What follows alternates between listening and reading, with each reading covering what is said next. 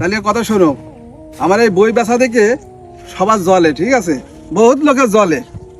কেন আমি মনে করো যে এই 75 টাকার বই আমি কেন 100 টাকা বেচছি নে, কেন 1000 টাকা বেচছি, অনেকের প্রশ্ন। কিন্তু আমি তো মানবতা ফেরিয়ালা, আমি তো মানবতার কাজ করি এই বই বেচে, ঠিক আছে। এটা আমি বাড়িতে এনে দেবো না, ঠিক আছে। কিভাবে? এই বই বেচে যে টাকা হয় আমি অসহায় মানুষের দিই।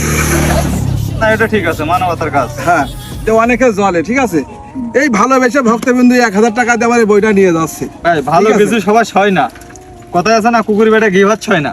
হ্যাঁ হ্যাঁ, যাই হোক, অনেকের জ্বলছে, তো আমি বলবো সেই ভাইদের আপনারাও বানিয়ে দেখান, ঠিক। ভাই, বইয়ের পাতায় লেখা এত সহজ না যে 1000 টাকা বই বিক্রি এত সহজ না। বোঝে কয়জন? জলে, সবার জলে, জলে দেখে সবার জলে। এই বইটার নাম তো সবাই জানে, ঠিক আছে, নতুন ইতিহাস। এরকম একটা বই বানিয়ে দেখাও, ঠিক আছে। আমি ভালোবেসে ফিরেও দিতে পারি, ঠিক আছে। ওর নাম কি বললেন, আর একবার বলে দেন। ভালোবাসার নতুন ইতিহাস, দাম কত?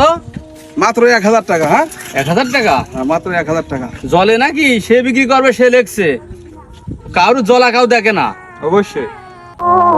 এই শোনো, আমি একটা কথা বলি, আমার এই টি শার্টটা আমি নিলামে তুলবো, হয় বেশি যে কোনো অসহায় মানুষের দেবো, আর তা না হলে আমার কোনো ভক্তবিন্দু দিয়ে দেবো, ফ্যান ফলোয়ার দিয়ে দেবো, ঠিক আছে।